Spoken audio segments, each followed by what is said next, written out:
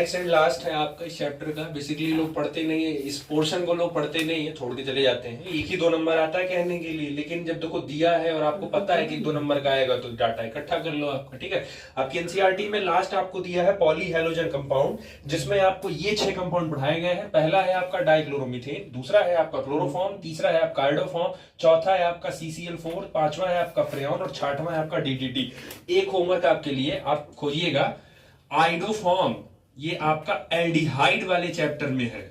ठीक है, जो आपका एल्डिहाइड है उस चैप्टर में है। उस पूरे चैप्टर में आप जाके इसका रिएक्शन खोज के आइएगा, खोज लीजिएगा कि कहां पर है ये रिएक्शन और आइडोफॉर्म करने से क्या फायदा होता है, उसमें किस कलर का कंपाउंड बनता है, कुछ ना कुछ इंपॉर्टेंट है ये रिएक्शन। ठीक है, तो एल्डिहाइड वाले चैप्टर में खोज के चेक कर लेना। ठीक चलो एनसीईआरटी खोल लो, पेंसिल लेके साथ में बैठो।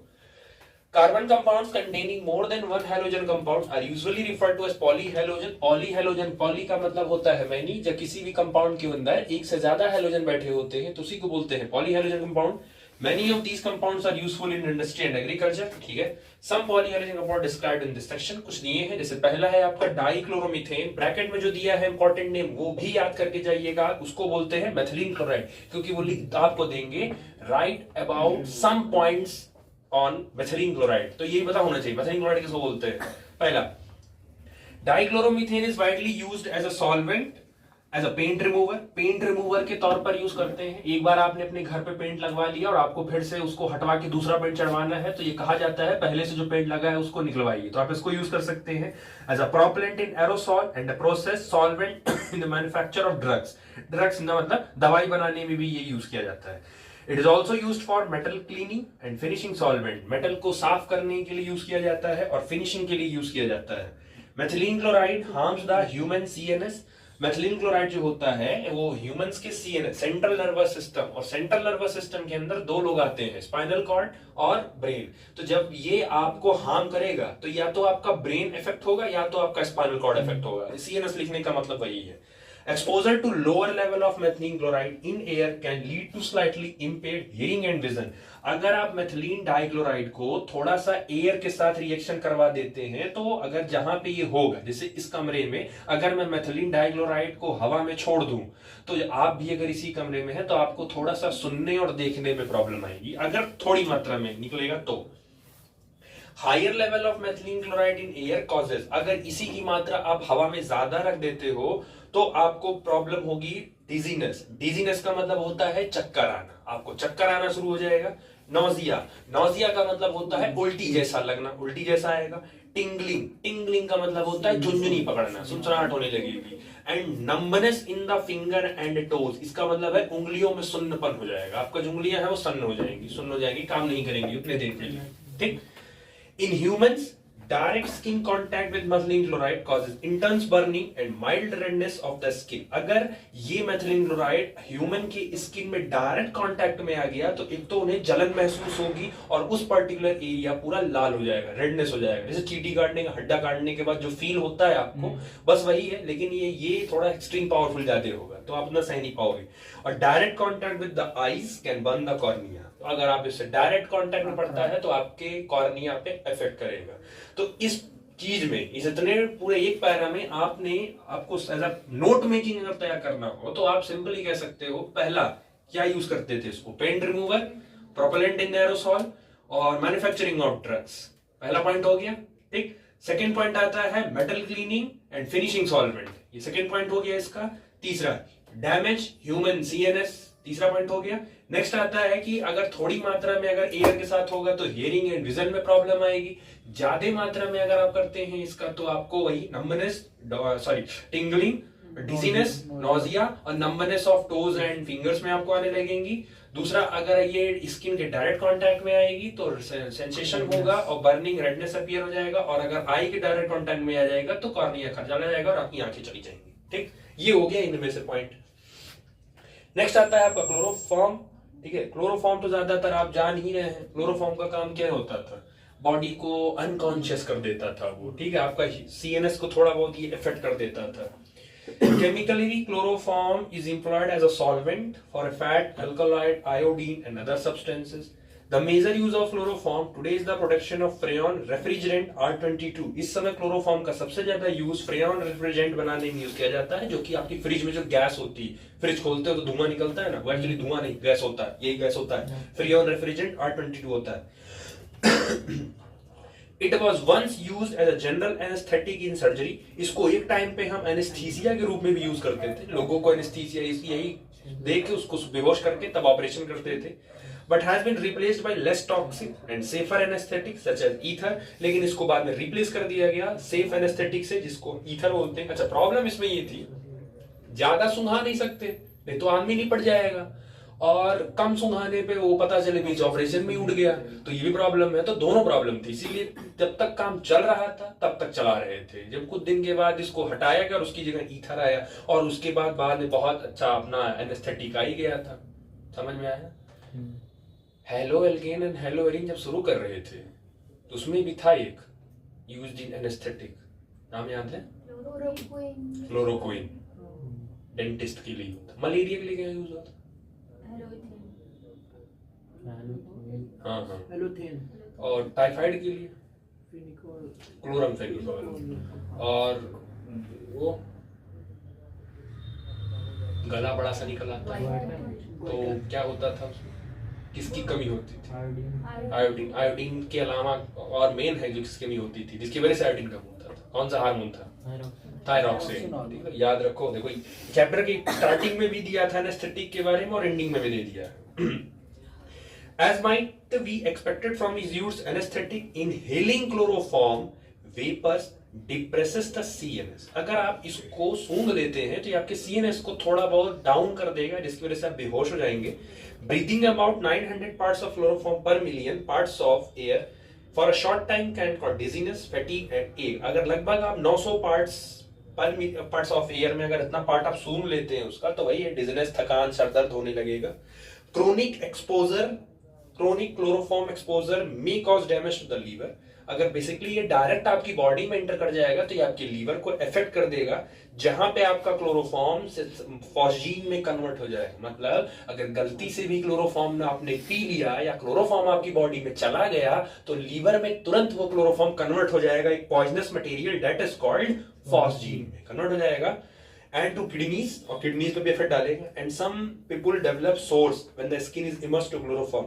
और कुछ लोगों की स्किन पे सोर्स हो जाएगा। सोर्स तो मतलब पता, फफोला, फोड़ा टाइप का फफोला हो जाएगा। अगर वो क्लोरोफॉर्म गिरा दोगे तो फफोला निकल जाएगा उनके स्किन पे भी। ठीक है, ये सब तरीके ऐसे हैं जिनको आप डायरेक्ट मारना नहीं चाहते हैं, जिनको आप तड़पा तड़पा कर मारना चाहते हैं, उन सब के लिए आप ये सब टेक्निक यूज कर सकते हैं। एनसीईआरटी आपको ये भी बता रही है कि आपको तड़पा के मारना हो तो आप कैसे मारें, टेक्निक दे रही है वो, लेकिन यूज मत करना, ठीक है? नहीं तो मेरे ऊपर ऑटो कॉपीराइट क्लेम हो जाएगा भाई। तो जो देख रहा है वो भी यूज मत करना, try at your own risk, मेरा नाम नहीं आना चाहिए इसमें। Chloroform is slowly oxidized by the air in the presence of light to an extremely poisonous gas। Chloroform अगर ऑक्सीडाइज हो गया, थोड़ा बहुत ही हो गया लाइट के प्रेजेंस में, तो एक पॉइजनस गैस में कन्वर्ट हो जाएगा, दैट इज कार्बोनेट क्लोराइड, इसको फॉस्जीन बोलते हैं। और यही रीजन है कि क्लोरोफॉर्म को हमेशा डार्क बॉटल में रखते हैं। ट्रांसपेरेंट बॉटल में, आपका जो बिस्लेरी बॉटल होता है वो ट्रांसपेरेंट होता है, लेकिन आप टॉनिक सिरप्स के बहुत सारे ऐसे बॉटल देखिए ब्लैक होता है, अंदर लिक्विड दिखेगा नहीं आपको, बस पता चलेगा कि हाँ है, लेकिन वो ब्लैक हो, बॉटल उनका ब्लैक होता है। ब्लैक रखने का फायदा ये होता है कि जो सनलाइट है, जो लाइट है, वो बॉटल के अंदर नहीं जा पाती है। ठीक है, तो ये है। बाकी नीचे रिएक्शन दिया है, क्लोरोफॉर्म को oxygen in the presence of light, तो ये फॉस्जीन में कन्वर्ट हो जाता है। वहीं आप कहीं एक और लिख लीजिए, PH3 फॉस्फीन, दोनों का नाम एक जैसा ही ना, लेकिन फॉर्मूला अलग है, तो दोनों में कंपैरिजन आएगा। मतलब वो आपसे पूछेंगे, PH3 को बोलते हैं फॉस्फीन, PHOS, और PHINE, वो फॉस्फीन है और ये फॉस्जीन है, तो दोनों के फॉर्मूले अलग अलग है, ध्यान रखना। नेक्स्ट आता है आपका iodoform. It was used earlier as an antiseptic, but the antiseptic properties are due to liberation of free iodine and not due to the iodoform itself. Starting के तौर पर इसको हम एंटीसेप्टिक के लिए यूज करते थे। एंटीसेप्टिक इन द मतलब जो हम अपने स्किन पर लगाते हैं तो उसके लिए यूज करते थे। वो इसलिए क्योंकि इसके अंदर से आयोडीन निकलता था, ये इसलिए नहीं क्योंकि आयोडोफॉर्म है, उसके अंदर से आयोडीन निकलता था। ठीक है, वो कहावत सुनिए हिंदी में, जले पे वो बहुत अच्छा होता है। ये कहावत गलत नहीं है, ये लोग कहावत का मतलब गलत समझते हैं। जले पर नमक छिड़कने का मतलब वो बहुत अच्छा काम कर रहे हैं, क्योंकि जब लोग आपके जले पे नमक छिड़केंगे तो अंदर का ईगो आपका हर्ट होगा, और जब ईगो हर्ट होता है तब फिर बड़े से बड़े रिकॉर्ड तोड़े जाते हैं, तभी रिकॉर्ड टूटता है। ठीक है, वो हमारे यहाँ है ना, जब लोगों के दिल टूटते हैं तो यूपी बिहार में जो किसी का दिल टूटता है तो वो आईएएस निकालता है सीधे, ये है। ठीक है, बड़े शहरों में लोगों का दिल टूटता है तो वो शायर बनते हैं, यूपी बिहार में जब किसी का टूटता है तो आईएएस, ईगो हर्ट होता है। तो जब आपका ईगो हर्ट हो जाएगा तो जो ऐसा काम है वो भी हो जाएगा, यही सेम रीजन है। तो जले पे नमक छिड़कना इनका बहुत अच्छा सेंस है, दोनों का रीजन यही है। जले पे नमक छिड़कने से क्या होगा, आपकी बॉडी में जहां भी कटा हो, ठीक है, आप छिल गया, कट गया, तो आप कुछ मत करिए, थोड़ा सा उसको पहले धोइए और उस पे रुई या थोड़ा सा नमक पानी लेके उसको नमक पानी से धोइए, नमक डालिए उस पे, उसका रिकवरी तेज होगा। रीजन ये है कि आप कभी नोटिस करो कि जो आपका जला कटा होता है उस पे दवा लगा के उस पे पट्टी क्यों बांधी जाती है, ताकि बैक्टीरिया या कोई इन्फेक्शन ना हो उस पे। आप अगर उस पे नमक लगा दोगे अपने, लगेगा तो बहुत, भाई नमक है तो लगेगा डैम श्योर है, लेकिन जब उस कटे पे नमक लगाओगे ना तो वहां सबसे पहला काम आपके बैक्टीरिया का ग्रोथ रुक जाएगा, क्योंकि बैक्टीरिया को ग्रो करने के लिए वो एनवायरनमेंट सफिशिएंट सुटेबल नहीं होगा। वो हेलो नमक में, समंदर के पानी में कभी जो समंदर का पानी होता है वो कभी खराब नहीं होगा, इतना है, लेकिन कभी वो खराब नहीं होगा। आप चेक कर लो, आप नमक पानी ले लो, घर पे नमक पानी ले लो और आप नॉर्मल पानी ले लो, दोनों को प्लास्टिक के बॉटल में ग्लास में रख दीजिए, 10 दिन के बाद दोनों को देखिए, नमक पानी एज इट इज वैसे का वैसा ही रहेगा, लेकिन सामने वाला पानी खराब जाएगा, क्योंकि नमक पानी में बैक्टीरिया ग्रोथ नहीं कर सकता, वो उसको सुटेबल नहीं है। तो आपको जहां भी चोट लगी है वहां पे अगर आप नमक लगा देते हो तो वहां बैक्टीरिया ग्रोथ नहीं करेगा, बैक्टीरिया ग्रोथ नहीं करेगा तो उस पर्टिकुलर एरिया के सड़ने के चांसेस कम हुए, और जब सड़ेगा कम तो रिकवरी उसकी क्या होगी। अब ऐसे तो कोई लगा नहीं सकता है, नमक इतना तो आसान है नहीं लगाना, तो मेडिकल में जुगाड़ लगा लिया है, स्प्रिट में 4% आयोडीन सोल्यूशन दिया जाता है, साथ में स्प्रिट में रहता है। तो जब स्प्रिट आप लगाओगे तो स्प्रिट जब कड़े छठे में स्प्रिट लगता है तो बहुत तेज लगता है, क्योंकि स्प्रिट के अंदर नमक होता है, तो इसीलिए नमक लगा के उसको क्या कर देते हैं, वो एरिया पर्टिकुलर क्या कर दिया जाता है, साफ कर दिया जाता है। ठीक है, तो वो सही है, जले पे नमक छिड़कना चाहिए। नमक लगाओगे तो बैक्टीरिया का ग्रोथ नहीं होगा, जल्दी रिकवर करोगे, लोग नहीं होंगे तो आगे नहीं। जीवन में तारीफ करने से ज्यादा टांग खींचने वाले होने चाहिए, बुराई करने वाले ज्यादा होने चाहिए, क्योंकि वही वो है जो आपको वो आगे उठाएंगे ना, आपको तारीफ करने वाले तो डाउन ही कर देंगे आपको। नेक्स्ट है आपका carbon tetrachloride. It is produced in large quantities for the use of manufacturing of refrigerant and propellant in aerosol cans. ज्यादातर इसको रेफ्रिजरेंट के तौर पर यूज किया जाता है, एसी रेफ्रिजरेंट इन सब में गैस डालते हो जो।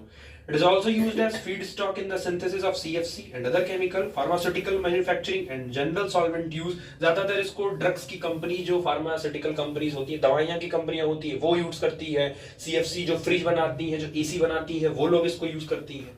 Until the mid 1960s, लगभग 1960 के बीच में मध्य में, it was both interesting and decreasing agent as a generally 1960 के मध्य में इसको ज्यादातर क्लीनिंग फ्लूइड के लिए यूज करते थे, डिग्रीसिंग एजेंट चीजों को साफ करने के लिए यूज करते थे, होम्स में एज अ स्पॉट रिमूवर के तौर पर यूज करते थे, जो दीवारों पे धब्बा वब्बा लोग लग जाते थे उसके लिए यूज करते थे, और फायर एक्सटिंग्विशर में यूज करते थे, जो देखते हो ना ऑरेंज रेड वाला आग बुझाने के लिए, वहां भी यूज होता है।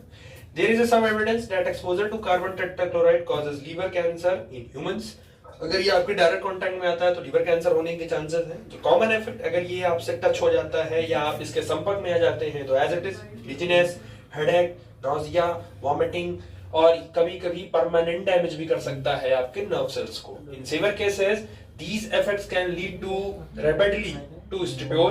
अगर ज्यादा हो गया, थोड़ा सा केसेस बिगड़ गया, सीवियर केसेस में ज्यादा बिगड़ गया, तो ये आपकी बॉडी को सबसे पहला आपको जो कॉज करेगा वो स्टुपोर। स्टुपोर का मतलब होता है स्टेट ऑफ बीइंग अनकॉन्शियसनेस, मतलब कि आंखें खुली तो रहेंगी लेकिन आपको कुछ पता नहीं रहेगा कि आप क्या कर रहे हो, कहां जा रहे हो, तो वो एक आधा बेहोश आधा होश वाला स्थिति रहेगी। ठीक है, स्टेट ऑफ बीइंग अनकॉन्शियसनेस उसका मतलब होता है कोमा, पता है सबको। दूसरा अनकॉन्शियसनेस और डेथ भी हो सकती है।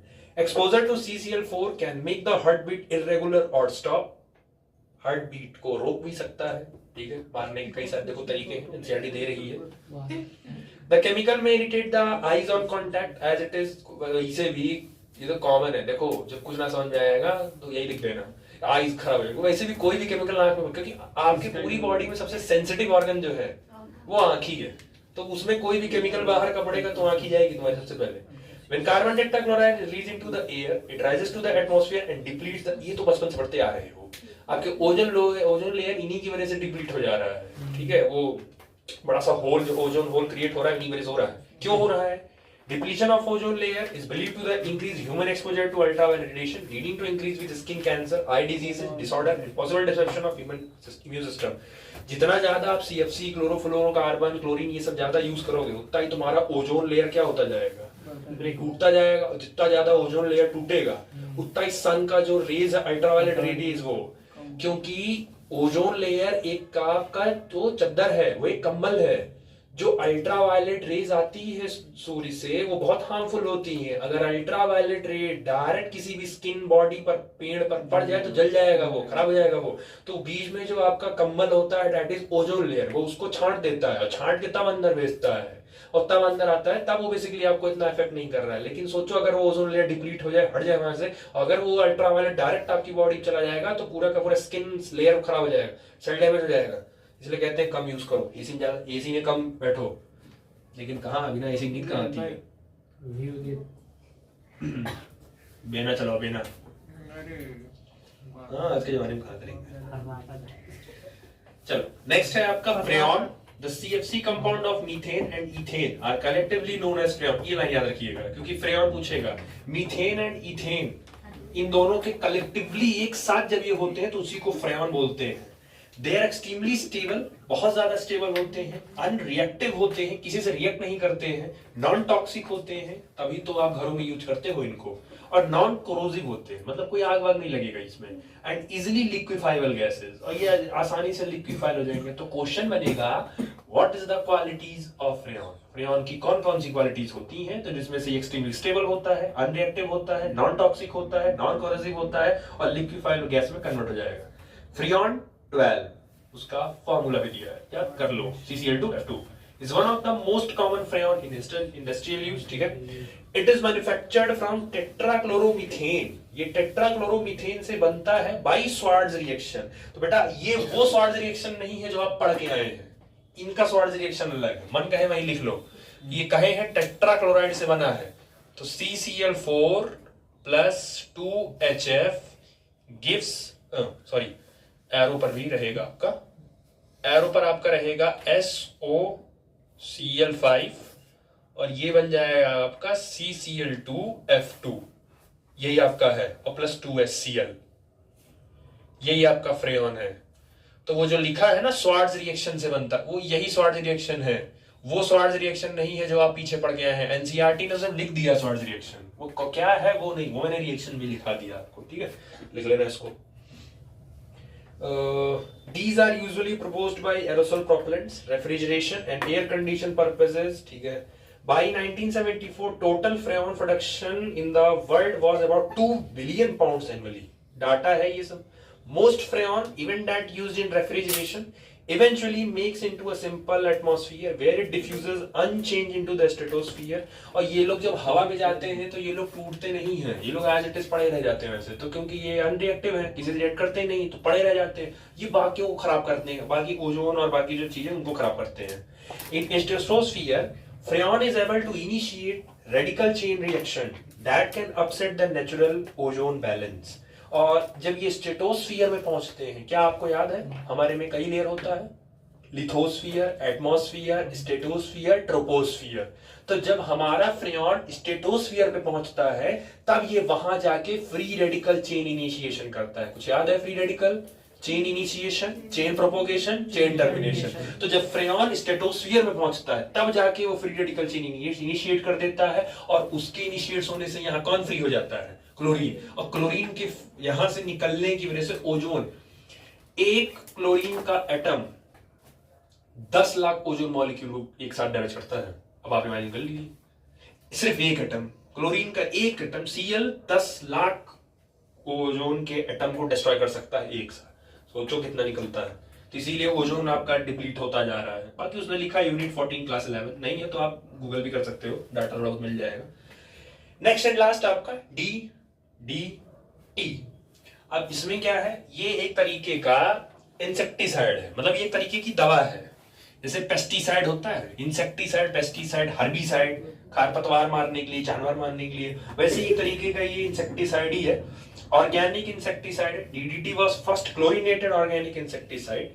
इसकी एक लिमिटेशन है, लिमिटेशन ये है that he can not decompose, वो डिकम्पोज नहीं हो सकता, मतलब ये डिग्रेड नहीं हो सकता है। ये एज इट इज अगर एक बार पड़ गया तो मान लो अगर आपने इसको पानी में डाला तो इसको छोटी मछलियां खाई, उसके बॉडी में गया, उस छोटी को बड़ी वाली ने खाई तो एज इट इज उसके बॉडी में ट्रांसफॉर्म हो जाएगा ये। फिर बड़ी को उससे बड़ी वाली ने खाया तो उसके में चला जाएगा, बड़ी मछली को इंसान ने खा लिया तो उसके बॉडी में चला जाएगा। मतलब ये कभी डिग्रेड नहीं हो सकती है, ये बस जनरेशन टू जनरेशन, या जिनको खाएगा वो हमेशा क्या होता जाएगा, पास होता चला जाएगा, तो कभी डिग्रेड नहीं होती। इसलिए कुछ साल के बाद इसको बैन कर दिया गया था, क्योंकि इसको खाने वाला नहीं है। अकॉर्डिंग टू रूल जो बाय वाले हो, उसमें इकोलॉजी में आप पढ़ोगे हर शिकार का अपना, हर शिकारी का अपना एक शिकार होता है, हर प्रेडेटर प्रेजेंट होता है, उसको खाने वाला हर प्रेजेंट होता है, क्योंकि अगर वो प्रेजेंट नहीं होगा तो इकोलॉजी, आपका इकोसिस्टम डिसबैलेंस हो जाएगा।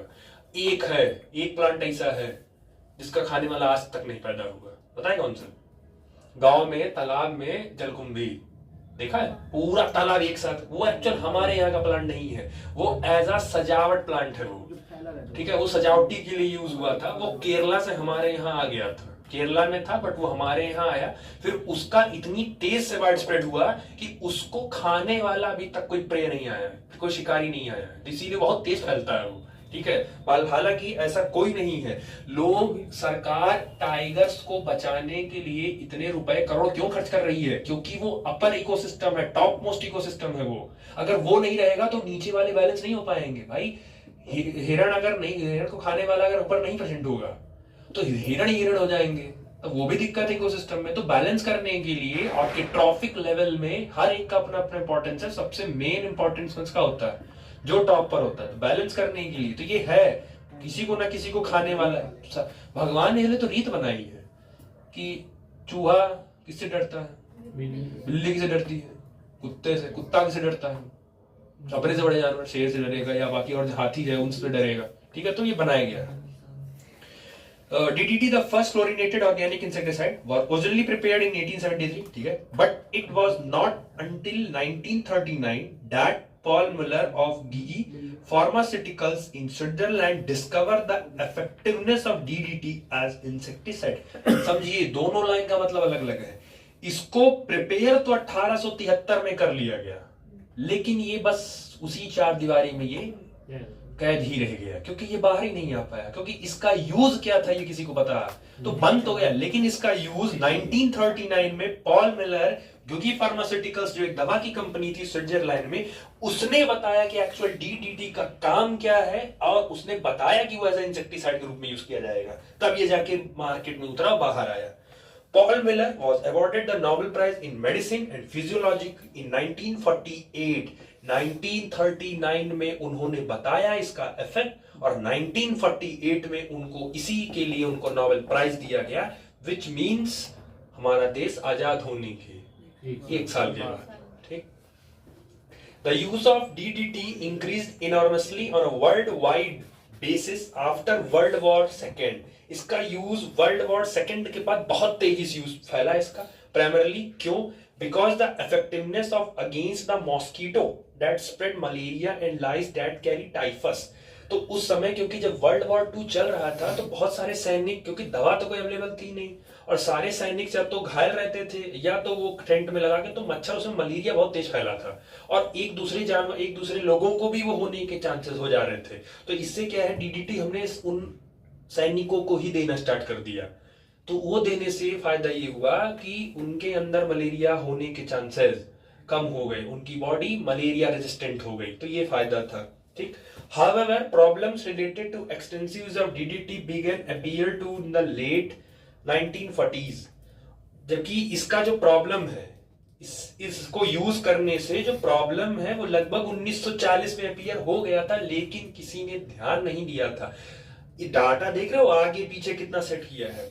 1873 में बना, 1939 में इसका यूज बताया गया, 1940 में इसका इफेक्ट तो निकल गया, लेकिन किसी ने ध्यान नहीं दिया, तो उसको एज इट इज फिर उन्होंने सोचा होगा थोड़ा बहुत ही कर दिया, और 1948 में उन्हें नोबेल प्राइज मिल गया। मतलब पहले इफेक्ट आ चुका था, दिक्कत हो रही थी, लेकिन किसी ने नोटिस नहीं किया। लेकिन नोटिस नहीं किया तो इनको नोबेल प्राइज मिल ही गया। भाई मिल गया तो वापस थोड़ी लेंगे, मिल गया एक बार। Many species of insect develop resistance to DDT। बहुत सारे इंसेक्ट ऐसे थे जो डीडीटी से अपने आप को बचाने के लिए रेजिस्टेंस क्या कर चुके थे, डेवलप कर चुके थे। एक छोटा सा इंसेक्ट बड़ी से बड़ी कंपनी को हिला के रखा है, मच्छर। पहले गांव में धुइंगर जलाया जाता था, cow cake, cow dung cake, गोबर का जो बनता था वो जलाया जाता था, कंडीज को बोलते हैं। तो पहले मच्छर उससे भगाए, नहीं हुआ तो एडवांस हुआ, फिर मॉर्टिन आया, वो भी नहीं हुआ, फिर गुड नाइट आया, वो भी नहीं काम किया, वो रेजिस्टेंट हो गया। फिर उसका ओडोमॉस आया, उसका भी रेजिस्टेंस हो गया। फिर उसके बाद वो लिक्विड वाला आया, उसका भी रेजिस्टेंस हो गया। फिर फास्ट कार्ड आया, फास्ट कार्ड, वो उसका भी रेजिस्टेंट बना लिया वो। फिर उसके बाद अगरबत्ती आया, उसका भी रेजिस्टेंट। मतलब आप सोचो एक छोटा सा मच्छर नहीं, उसका रेजिस्टेंट नहीं है कोई। तो मतलब एक छोटा सा मच्छर कंपनी को परेशान, क्योंकि उसका रेजिस्टेंट वो क्या कर लेता है, तुरंत अपने आप को एडजस्ट कर लेता है बॉडी को। तो वैसे बहुत सारे ऐसे इंसेक्ट थे जो डीडीटी को खाने से, डीडीटी के यूज से उनकी बॉडी पर कोई फर्क नहीं पड़ रहा था, रेजिस्टेंट कर चुके थे वो। And it was also discovered to have a high toxicity towards. लेकिन एक चीज है, सबसे ज्यादा जो ये इफेक्ट कर रहा था वो मछलियों को कर रहा था ये। The chemical stability of DDT and its fat solubility compounded the problem। इसकी सबसे बड़ी प्रॉब्लम यही थी कि ये फैट सॉल्युबल था और मछलियों के अंदर फैट ज्यादा होता है, तो इसीलिए वो अच्छा खासा उन्हीं को डैमेज कर रहा था वो। DDT is not metabolized very rapidly by animals। Animals हम लोग में ज्यादा ये जो जितने जानवर चार पैर वाले हैं जो इधर लैंड में रहते हैं उनके ज्यादा मेटाबोलाइज नहीं हो पाता था। Instead it is deposited and stored in the fatty tissue। तो क्योंकि मेटाबोलाइज नहीं होता था तो हमारी बॉडी में वो हमारे फैटी टिश्यू में क्या हो जाता था, स्टोर। हमारी बॉडी में एडिपोज टिश्यू दिया है ना, तो ये बड़ा फायदा होता था। फायदा ये होता था कि हमारी बॉडी में अगर कोई चीज डिपॉजिट या कोई चीज मेटाबोलाइज नहीं हो रही तो सिंपल एडिपोज टिश्यू में स्टोर करो। तो जब वो एडिपोज में जाके स्टोर हो गया तो बॉडी के मेन फंक्शन में कोई इफेक्ट उसका। मछलियों में ऐसा कुछ होता नहीं है, उनके में स्टोर आप कर नहीं सकते, उनके में पूरा चलता है सिस्टम, तो इसीलिए वो ज्यादा इफेक्ट होती थे कंपैरिजन टू हम लोग के। If the in the injection continuous at a steady state, if the injection continuous at a steady state rate, मतलब अगर इसका सेवन आप धीरे धीरे, स्टडी स्टेट का मतलब है धीरे धीरे, कॉन्टिन्यूअसली अगर आप लेते रहेंगे तो DDT build up with in the animal over time. तो धीरे धीरे उस एनिमल के अंदर भी डीडीटी धीरे धीरे डेवलप होगी, फिर उसको इफेक्ट होने लगेगा। क्योंकि आपकी बॉडी में कितना ही वो स्टोर करेगा, जितना कर सकेगा करेगा, उसके बाद तो वो भी जवाब दे देगा। The use of DDT was banned in the United State in 1973 और 1973 में इसको बैन कर दिया गया। Although it is still in use some other parts of the world, जबकि ये अभी भी बहुत सारी जगहों पर यूज हो रहा है, मिला है। ठीक है, इसका सबसे इस क्वेश्चन से क्वेश्चन पूछेगा, right the structure of DDT and right the full form of DDT. ठीक है, ये दो चीजें आपसे इस पोर्शन से पूछेगा, dichloro, di phenyl tri chloro ethane.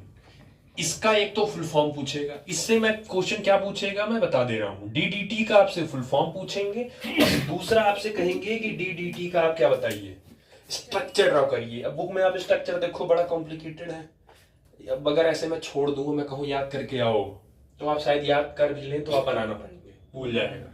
इसीलिए कहते हैं टीचर की जरूरत पड़ती है। चलिए पीछे से स्टार्ट करिए। इथेन का मतलब क्या, कार्बन बन गया। फिर क्या बोला है, तो ट्राइक्लोरो मतलब है एक Cl, दो Cl, तीन Cl, हो गया ट्राइक्लोरो। अब इधर देखो, डाई फेनिल, तो फेनिल का मतलब क्या होता है, बेंजीन तो होता है। तो एक इधर बैठा लो, एक इधर बैठा लिया और एक इधर बैठा लिया, तो ये बन गया। और जो एक बचेगा उसकी वैलेंसी कौन पूरा करेगा, हट नहीं करेगा, तो डाई फ्लेनिल हो गया। अब आगे क्या बचा, तो डाई क्लोरो का मतलब है इस, भाई देखो बेंजीन है ना, उसी के ठीक सामने वाले पैरा वाली पोजीशन पर एक Cl इधर बैठाओ और इसी के ठीक सामने वाली पोजीशन पर इसको बैठा दो, हो गया डाई क्लोरो।